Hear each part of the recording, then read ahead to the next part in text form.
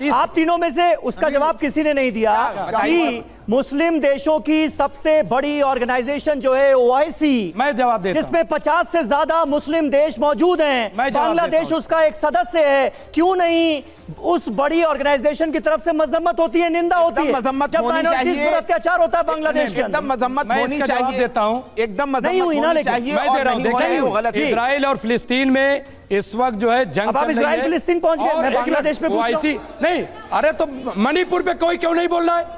बताइए मणिपुर पे चुप्पी क्यों? क्या बात हुई? मतलब मैं बांग्लादेश में सवाल पूछूंगा, आप कह रहे हैं मणिपुर में लोग नहीं बोल रहे हैं, ओआईसी भी चुप है, फिलिस्तीन पर ओआईसी नहीं बोल रहा है, एक्शन नहीं ले। और यूएनओ क्या कर रहा है?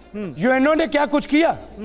क्या किया यूएनओ जो है? और भारत का स्टैंड क्या है कि यूएनओ में जो 5 लोग 5 देश बैठे हुए हैं, वीटो लगा देते हैं, उसको खत्म किया जाए, वीटो पावर छीना जाए, ये भारत का स्टैंड है। ओआईसी हो चाहे यूएनओ हो, ये सब बेकार हो चुके हैं और अब लोगों को उठना पड़ेगा।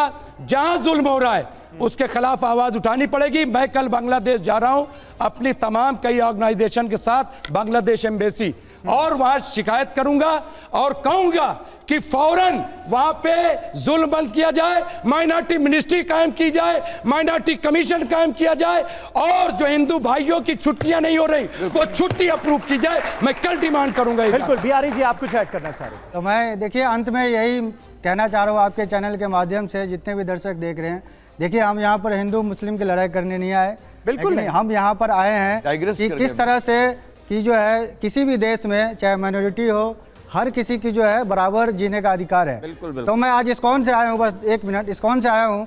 तो बस देखिए, जब भी आज इस्कॉन सिर्फ बांग्लादेश में या हिंदुस्तान में नहीं है, आज इस्कॉन जो है लगभग विश्व के जितने भी प्रमुख देश हैं हर देश में लगभग है, और 950 से अधिक मंदिर है। जब भी हम इस्कॉन की बातें करते हैं या जब भी हम इस्कॉन के बारे में सुनते हैं तो हमारे दिमाग में क्या आता है कि इस्कॉन के लोग जो है किसी न किसी को प्रसाद खिला रहे हैं। इस्कॉन के लोग देखिए अभी भगवत गीता मैराथन चल रहा है, अभी हम लोग पूरे विश्व में जो है गीता का प्रचार कर रहे हैं। इतने बड़े बड़े मंदिर है जहाँ पर हमारे मंदिर को वैदिक एजुकेशनल सेंटर बोला गया है। तो समीर जी, मैं आपके इस बात से बिल्कुल सहमत हूँ कि आज जो कट्टरवाद पूरे विश्व में जो ये सोच बढ़ रहा है, जिसके कारण हर किसी को जो है सो नुकसान हो रहा है, उसकी सबसे बड़ी जो कारण है, जो आपने कहा शिक्षा, वो शिक्षा ही है। लेकिन उस शिक्षा को हम कैसे ठीक कर सकते हैं? तो आप देखिए आज इस्कॉन ने जो इस पूरे वर्ल्ड में सनातन धर्म का, गीता का, भागवत का शिक्षा दे रहे, आज उस शिक्षा को लेकर आपने आज तक सुना हो किसी भी देश में कि इस्कॉन के इतने सारे फॉलोअर हैं, अनुयायी हैं, कभी भी जो है वो किसी भी गलत कार्य में किसी भी तरह से वो जो है कट्टरवाद सोच को बढ़ावा देते नहीं। जैसे कि मैंने शुरू में कहा, हमारा जो है वसुदेव कुटुंबकम है कि हम हर धर्म को, हर जाति को, हर लोग को बराबर सम्मान देते हैं, और हमारा जो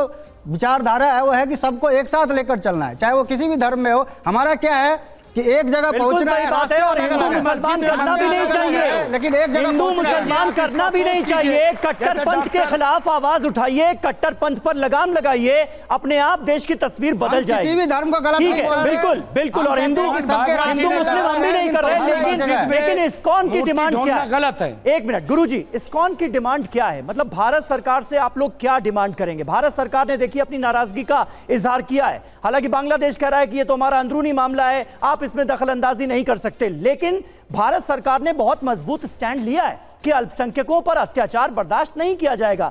इस्कॉन की क्या डिमांड है इस वक्त? इस्कॉन पर जिस तरह से हमले हो रहे हैं, इस्कॉन से जुड़े संतों पर जिस तरह से उन्हें निशाना बनाया जा रहा है, आप लोग भारत सरकार से क्या डिमांड करते हैं?